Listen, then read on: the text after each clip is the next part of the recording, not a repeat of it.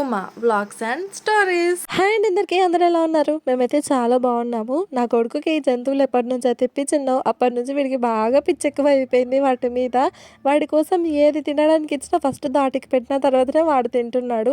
పాపం అవి తినట్లేదని కట్టు తీసుకొని కూడా కొడుతున్నాడు. ప్లాస్టిక్ బొమ్మలు ఏం తింటాయి, వాడికి తెలియదు కదా. ఇంకా ప్రస్తుతానికైతే ఈరోజు వ్లాగ్ను ఆఫ్టర్నూన్ నుంచి చూపిస్తాను. అలాగే నేను మీషోలో ఫ్రేమ్స్ తీసుకుని ఇంటి ఫోటో ఫ్రేమ్స్ అవన్నీ కూడా ఎంత ప్రైస్లో వచ్చినాయని చూపిస్తాను. ప్రస్తుతానికైతే నేను పొద్దుగాల బట్టలు మిషన్లో వేసింటి, అవి అయినాయి, అవి ఆరేసిన. మళ్ళీ ఇప్పుడు మధ్యాహ్నము బెడ్షీట్లు వేసింటి. బెడ్షీట్లు అంటే ఒక 2-3 వేస్తాను ఒకటేసరికి, ఎందుకంటే ఎక్కువ వేస్తే లోడ్ ఎక్కువ అయిపోతుంది. మాది 7 కిలోల మిషన్ మాత్రమే. ఇంకా ప్రస్తుతానికైతే బట్టలు ఆరేస్తున్నాను. పిల్లలేమో వాళ్ళు తిప్పలు వాళ్ళు ఆడుతున్నారు. వంట విషయం అయితే ఇంకా ఏం లేదు. మధ్యాహ్నంకి ఇప్పుడే ఫ్రెష్ అయిపోయి జస్ట్ ఇట్లా కూర్చున్నాను. మిషన్లో బట్టలు అయినాయి, ఆరేద్దామని వచ్చేసినింటి. మా పిల్లల బెడ్షీట్లు అయితే రోజు తప్పించి రోజు వేస్తాను. ఎందుకంటే ఎంత నైట్ టైం పడుకునే ముందు టాయిలెట్ పోపించినా మళ్ళీ మధ్యరాత్రిలో ఖచ్చితంగా పోస్తూనే ఉన్నారు. వాళ్ళని పట్టలేకనే ఇదైపోతుంది. మళ్ళీ మధ్యలో వాటర్ కూడా ఎక్కువ ఏం తాగరు నిద్రలో, కానీ ఇంకా ఎందుకో పోస్తూనే ఉంటారు. అందుకే రోజు తప్పించి రోజు ఇద్దరివి బెడ్షీట్లు మిషన్లో వేస్తాను. ఉల్లెన్వన్నీ సపరేట్గా ఆప్షన్ సెట్ చేసుకొని వేస్తాం. మా బట్టలతో పాటు వెయ్యను. ఒకసారి నేను ఏం చేసిందంటే ఇంట్లో బట్టలన్నీ బెడ్షీట్స్ ఆప్షన్స్లో వేసేసిన ఉల్లెన్ దాంట్లో. అసలు ప్రతి ఒక్క బట్ట ముడతనే అయ్యినది. ఈవెన్ శారీస్తో పాటు ఇంకా బట్టలు ఆరేసిన తర్వాత లోపలికి వచ్చి పిల్లల్ని ఇద్దరిని పడుకోబెట్టిన. ఇంకా ఇప్పుడైతే నా పని కొంచెం ఉండింది, అంటే ఏం లేదు, మీషో ఫ్రేమ్స్ అవన్నీ ఉన్నాయి కదా అవి చూపించేదే అంతే. కిచెన్లో మాత్రం ఎటువంటి పని లేదు. అన్నం కూడా వండిన మధ్యాహ్నం కోసమని. పొద్దుగాలే టమాటా చారు పుదీనా చట్నీ చేసింటి. ఇంకా ఇప్పుడు వంటలు కూడా చేసేదేం లేదు, అవే ఉన్నాయి. కొంచెం తినబుద్ధి కూడా అయితలేదు. ప్రస్తుతానికైతే నేను ఇప్పుడు వీడియో ప్రాక్టీస్ చేస్తున్నాను షార్ట్ వీడియో కోసమని. ఈ మధ్య నేను అన్నీ నా ఓన్ డైలాగ్సే పెడుతున్నాను కదా, అవి ఇంకా ప్రాక్టీస్ చేసి చేసి ఫైనల్గా ఏదైతే మంచిగా అనిపిస్తుందో ఆ వీడియో ఎడిటింగ్ చేసి పెట్టేస్తాను నేను. ఒక్క వీడియోని 10 సార్లు ఇట్లా ప్రాక్టీస్ చేస్తాను. ఎందుకంటే పర్ఫెక్ట్గా ఉండాలి కదా అప్లోడ్ చేసేది ఏదైనా. మళ్ళీ నార్మల్గా తప్పులాగా వస్తే కొంచెం చూసే వాళ్ళకి కూడా ఇంట్రెస్ట్ అనిపించదు కదా. ఇదైతే ఫోటో ఫ్రేమ్ పైన తగిలించింటి, బీరువాలో పెట్టింటి నేను. ఎందుకంటే కింద పెడితే పిల్లలు ఊరికే తీసుకుంటున్నారు. అది ఆర్డర్ పెట్టినప్పటి నుంచే జర డ్యామేజ్ వచ్చింది. ఆయనతో కింద ఉంటే ఆయనతో కూడా మొత్తం పోతుందేమో అన్నట్టుగా పైన పెట్టిన. మా ఇంట్లో అసలు మొల్లలే లేవు. అసలు మొల్లలు కొడితే కూడా దిగనంతగా ఉన్నాయి. సిమెంటే రాలొస్తుంది తప్ప మొల్లలు మాత్రం దిగట్లే. ఆన్లైన్లో స్టిక్కర్స్ ఆర్డర్ పెట్టింటి, వాల్ స్టిక్కర్స్ అని. దానికి తగిలిస్తే ఊకి ఊకి కింద పడిపోయింది. ఇంకా అందుకే దాన్ని తీసి పెట్టినా, మా అమ్మకాన్ని ఇచ్చేద్దామని. ఆడ పెట్టుకుంటారు కదా హైదరాబాద్లో అని. క్వాలిటీ మాత్రం అసలు చాలా బాగుండినది ఫోటో ఫ్రేమ్. నేను అస్సలు ఎక్స్పెక్ట్ చేయలేదు ఇంత మంచిగా వస్తుందని. కాకపోతే నేనే ఫోటో పంపించేటప్పుడు కొంచెం ఎడిటింగ్ చేసి పంపించింటే బాగుండు అని అనిపించింది డార్క్గా. ఎందుకంటే డైరెక్ట్గా దగ్గరికి పెట్టుకొని చూస్తే కొంచెం లైట్గా కనిపిస్తుంది. అది జిరాక్స్ చేసి ఫోటో పెడతారు కాబట్టి కొంచెం బ్లర్ కూడా ఉంది. దూరం నుంచి జర మంచిగా అనిపిస్తుంది. యాక్చువల్గా ఈ ఫోటో నా ఒరిజినల్దేం కాదు, జస్ట్ ఫేస్ మాత్రమే నాది. ఇంకా కాస్ట్యూమ్ అంతా నేను ఎడిటింగ్ చేసుకునింటి. నాకు ఎందుకో బ్లాక్ శారీలో ఒక్క ఫోటో కూడా లేదు కదా, ఒకసారి ట్రై చేద్దామని ఎడిటింగ్ చేసుకున్నా. రిజల్ట్ భలేగా వచ్చింది, అందుకే ఫ్రేమ్ కట్టించుకున్నాను.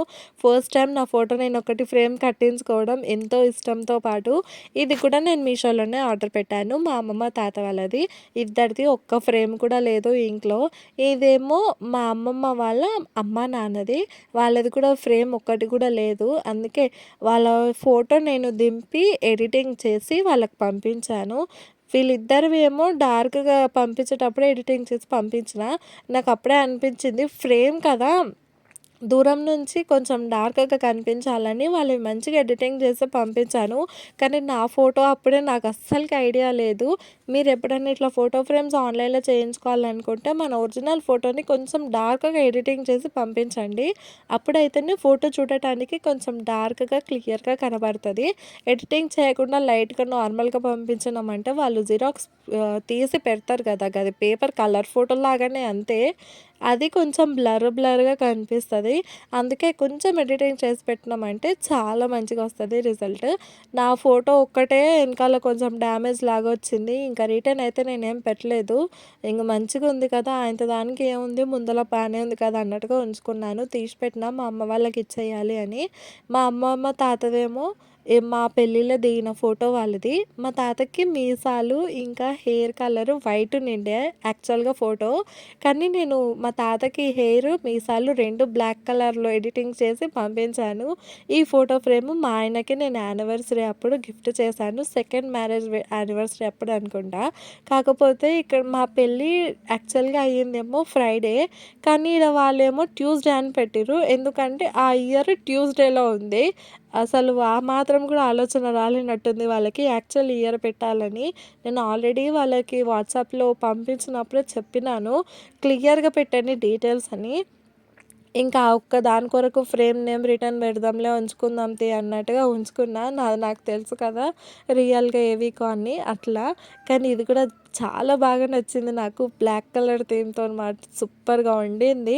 మా ఆయన అస్సలు ఎక్స్‌పెక్ట్ చేయలేదు నేను ఇంత మంచిగా ఫ్రేమ్ చేపిస్తాను అని. ఇదేమో వారాహి అమ్మవారిది. ఇది కూడా మీషోలోనే తీసుకున్నాను. రూ. 100 పడింది. ఇది ధనలక్ష్మి అమ్మవారిది కూడా నేను మీషోలోనే తీసుకున్నాను. ఇది నాకొక రూ. 108 ఏమో పడింది. ఇంకంతే రూ. 100. ఇదేమో పాపది పుట్టినప్పటిది నుంచి డీటెయిల్స్ ఉంటాయి కదా! అన్నీ బ్లడ్ గ్రూప్ ఏది, ఏ మంత్, ఏ ఇయర్ బోర్న్, ఏ టైమింగ్ ఇవన్నీ గుర్తులాగా ఉండనని ఇట్లా చేయించుకున్నాను. యాక్చువల్‌గా అశ్వత్థామది ఇన్‌స్టాగ్రామ్‌లో చేయించుకునిన. కానీ సేమ్ ఇదే ఫోటో ఫ్రేము. కాకపోతే సైజ్ ఇంకా చిన్నగుండింది. వాడిది 450 తీసుకున్నారు వాళ్ళు ఇన్‌స్టాగ్రామ్‌లో. వామ్మో! నేనసలు ఆర్డర్ పెట్టేటప్పుడు ఆ మాత్రం కూడా ఆలోచించలేను అప్పుడు. పాపది నాకు జస్ట్ 150కే చూడండి. 150 ఎక్కడ, 450 ఎక్కడ, ఇంకేదో అయిందేదో అయిపోయింది అన్నట్టుగా మళ్ళీ ఇన్‌స్టాగ్రామ్ జోలికి పోలేదు. మీషోలోనే ఆర్డర్ పెట్టేంటి డీటెయిల్స్ అన్నీ ఇచ్చేసి. ఇంక అంతేనండి ఫోటో ఫ్రేమ్స్ అవే తీసుకునిన్నది నేను. ఇదేమో నా డ్రెస్ ఎప్పుడో తీసుకున్నాను. ఆన్‌లైన్ ఏం కాదు డైరెక్ట్ షాప్‌లోనే తీసుకున్నాను. కాకపోతే ఇది కొన్నప్పటి నుంచి ఇప్పటి వరకి నేను కనీసం దాన్ని 3 సార్లు కూడా వేయలేదు. 2 సార్లే వేసుకున్నాను అంతే. ఈ డ్రెస్ మా ఆయనకి కలర్ ఇష్టం అనిపించి నాకు కొనిచ్చిండు. కానీ నాకు మాత్రం అస్సలకి నచ్చలేదు. అంతా ఫిష్ కట్ లాగా ఉంది. నేను భలే లావు అనిపిస్తా ఈ డ్రెస్‌లో. నాకెందుకో వేసుకోబుద్ధి కూడా అవ్వట్లేదు ఇది. ఇంకా ఫుల్ హ్యాండ్స్ వచ్చిండే చేతులు కింది వరకు వచ్చిండే. కింద ఫిష్ కట్ కదా ఇది. కింద గుజ్జు మొత్తం తీసేసిన. హ్యాండ్స్ కూడా చిన్నగా కట్ చేసిన. పెద్ద హ్యాండ్స్ ఉండే కదా వాటిని చిన్నగా కట్ చేసిన. మా అమ్మ వచ్చినప్పుడు కుట్టించుకుందామని. ఇంకా దాన్నేమో చున్నీలాగా యూజ్ చేసుకోవచ్చు. మధ్యలోకి కట్ చేసి అనుకున్నాను. మరీ పెద్ద లేయర్ ఇచ్చిండ్రు. అసలు మరీ లావు అనిపించిన నేను. నాకు నచ్చకనే అది డ్రెస్ కట్ చేసుకున్నా. ఆలోచించకుండా కట్ చేసిన నేను. ఏమైందా గానీ అన్నట్టుగా. ఇప్పుడైతే మధ్యాహ్నము అన్నం వండినా కానీ కూరలు పిల్లలకి వద్దంటున్నారు. పుదీనా చట్నీ మా పాప అస్సలకి తినదు చట్నీ. అందుకే టమాటా రైస్ అన్నా చేద్దామని టమాటాలు తీసిన. మధ్యాహ్నం పూట కిచెన్‌లో భలే మంచిగా అనిపిస్తుంటది. ఎండ లోపలికొస్తుంటే నాకెందుకో చేతులు పెట్టి ఇట్లా ఆడాలి అనిపిస్తది ఎండకి. ఇంకా పిల్లల కోసమని ఎగ్, టమాటా ఏసి ఫ్రైడ్ రైస్ లాగా చేస్తున్నాను. నాకు కూడా ఇష్టమే ఇట్లా చేసుకోవడము. నార్మల్‌గా టమాటా రైస్ కాకుండా టమాటాలోనే ఉడికిన తర్వాత గుడ్డేసుకొని తింటే భలేగా ఉంటది టేస్ట్. ఎప్పుడైనా ట్రై చేయకుంటే ట్రై చేయండి. దాంతో పాటు కొంచెం ఉప్పు, కారం కూడా ఫస్ట్ కొంచెం కొంచెం వేసుకోవాలి. ఎందుకంటే ఎగ్ వేసినాం కదా! జర మంచిగా అనిపించాలి టేస్ట్ అని నేను అట్లా చేస్తాను. కానీ అట్లా చేసుకోవడం నాకు మాత్రమే నచ్చుతది. మా ఇంట్లో నేను చేసే ఫ్రైడ్ రైస్ ఎవ్వరికీ కూడా పెద్దగా నచ్చదు. నాకు ఒక్కదానికే ఇష్టము ఫ్రైడ్ రైస్‌లు గానీ, ఇంకా ఎగ్ పులుసు కూడా నేను 2, 3 రోజులైనా కూడా తింటాను. పిల్లలైతే ప్రస్తుతానికి కింద ఆడుతున్నారు. ఇంకా నేనైతే ఫ్రైడ్ రైస్ చేస్తున్నాను గదా! మా అమ్మమ్మనేమో గుడిసె దగ్గర ఉంది. చేసి మా అమ్మమ్మ కాడికి తీసుకుపోవాలి. మధ్యాహ్నం పూట ఎవరు కూడా పెద్దగా ఏం రారు. కాకపోతే ఇంకా వచ్చినోళ్ళు ఇంటికెందుకులే అన్నట్టుగా అమ్మమ్మ ఆడనే ఉంటది. ఇదయిన తర్వాత తీసుకుపోయి అమ్మమ్మకి ఇయ్యాలి ఇగ నేను చేసే ఇంత ఫ్రైడ్ రైస్ కూడా నా పిల్లలు బీభత్సంగా సతాయిస్తున్నారు. అసలు వాళ్ళని పెట్టుకొని ఏ చిన్న పని చేయాలన్నా తల ప్రాణం తోక్కొచ్చినట్టు ఒక్కడిగానే అవుతుంది. ఎంత పట్టినా ఆగరు. ఇంత లేరు ఇప్పటి నుంచి ఆ పిల్లలు ఒకరికొకరు కొట్టుకుంటున్నారు, గుద్దుకుంటున్నారు. అసలు పెద్దగైతే వీళ్ళ పరిస్థితి ఎట్లుంటదబ్బా అని ఒక్కొక్కసారి ఆలోచిస్తాను నేను. మేమైతే చిన్నగున్నప్పుడు నేను, మా అక్క కొట్టుకునే దానికన్నా మా ఇద్దరిని కలిపి మా అమ్మ కొట్టేటివే చాలా ఎక్కువున్నాయి రోజులు చూసుకుంటే. మా నాన్న ఎప్పుడో ఒకసారి కొడుతుండే. అది కూడా చాలా తక్కువ. సంవత్సరానికి ఒకసారి ఇట్లా కొడుతుండే. మా అమ్మ రోజు తన్నులు తింటుంటే మేము. కానీ అన్నింటికన్నా ముఖ్యంగా నేను మా అమ్మతో ఇంట్లో పని చేయలేకనే తన్నులు తిన్నా. నాకది బాగా గుర్తుకుంది. కింద ఏమన్నా పడ్డదో వస్తువు దాన్ని తన్నుకుంటానన్నా పోతుంటే, లేకపోతే చూసుకుంటానన్నా పోతుంటే కానీ వంగి మాత్రం దాన్ని తీసేయాలని గాను. దాని వల్లనే ఆ విషయంలోనే ఫుల్లుగా తన్నులు తింటుంటే నేను మా అమ్మతోన. మా అక్క మాత్రం ప్రతి ఒక్క పని చేస్తుండే. అది ఇప్పటికైనా సరే మేమిద్దరం కలిసి అమ్మ దగ్గరికి పోయినామంటే మా అక్కనే ఎక్కువగా పని చేస్తది. నాకు అస్సలకే పని ముట్టబుద్ధి కాదు మా అమ్మ దగ్గరికి పోతే. ఒకవేళ నేను ఏమన్నా పని చేయాలనుకున్నా కానీ మా అమ్మ చేయనిస్తదేమో కానీ మా నాన్న మాత్రం నన్ను మా ఇంట్లో పని చేయనీయడు. ఎందుకంటే వాళ్ళ ఇంటి దగ్గర కూడా ఆమె పని చేయాలి, వచ్చి ఈడ కూడా పని చేయాలని అంటాడు మా నాన్న. ఒకవేళ మా అమ్మ చేపియడం మా నాన్న చూసిండంటే ఖచ్చితంగా తిడతాడు మా అమ్మని. గట్లుంటది. మా తండ్రి కూతుర్ల ప్రేమ మా నాన్న మరి పిచ్చి ప్రేమతోని ఉంటాడు నా మీద. ముఖ్యంగా పని విషయంలో ఇంటికి పోతే మాత్రం. నేను ఇట్లా మధ్యాహ్నం పూట ఏమన్నా వంటలు చేసుకోవాలనుకుంటే జస్ట్ ఫ్రైడ్ రైస్లు మాత్రమే చేస్తాను. వేరే ఏం కూరలు చేయను. కూరలు మధ్యాహ్నం పూట చేసినామంటే రాత్రికి అస్సలకే మిగలవు. మళ్ళా రాత్రికి ఏదో ఒకటి చేయాల్సింది వస్తుందని నేను మధ్యాహ్నం పూట ఏమైనా చేస్తే చాలా వరకు అయితే పాలకూర ఫ్రైడ్ రైస్ చేస్తాను. ఫ్రిడ్జ్లో అది కూడా ఉండింది. కాకపోతే ఎప్పుడు అదేనా అని ఈసారి టమాటా ఎగ్ కలిపి చేస్తున్నాను. చాలా మంది అనుకుంటారు టమాటాలో గుడ్డు ఎందుకు వేస్తారు అని. ఇంకొందరు ఏమనుకుంటారు గుడ్డులో టమాటా ఎందుకు వేస్తారని. కానీ అవి రెండు కలుపుకొని తింటే భలే బాగుంటుందండి టేస్ట్. నా బిడ్డ చూడండి ట్రబ్బులో నిలబడాడుతుంది. అది బయట బట్టలు వేసే ట్రబ్ తీసుకొచ్చి లోపల పెట్టింది. వీడికి రేగి వాళ్ళు ఇస్తే కూడా జంతువులకే పెడుతున్నాడు. అసలు గడ్డి పెడితే తింటట్లేవని వాటిని ఎట్లా అంటే అట్లా కొట్టిండు అశ్వత్థామ కట్టెతోన. ఒక్కొక్కసారి చిన్నపిల్లల ఆటలు కానీ వాళ్ళ పనులు కానీ చూస్తే ఇంత అమాయకత్వం ఉంటుందా వాళ్ళ మనసులో అని అనిపిస్తుంది. వాళ్ళు ఏదైనా తెలియకనే చేస్తారు కదా. ఆ తెలియకుండా చేసే ఆ పనులనే వాళ్ళ క్యూట్నెస్గా అనిపిస్తుంటుంది. నా పిల్లలు కూడా అంతే భలే క్యూట్గా ఉంటుంది ఒక్కొక్కసారి వాళ్ళు చేసే పని. ఇప్పుడు చూడండి జంతువులు గడ్డి పెడితే తినట్లేదండి వాటిని కొడుతున్నంటే ఎంత అమాయకత్వం ఉంటుంది వాడిది. ఇంకా ఈడనేమో నా కూతురు డ్యాన్స్ చేస్తుందండి. అది డ్యాన్స్ అనమాట.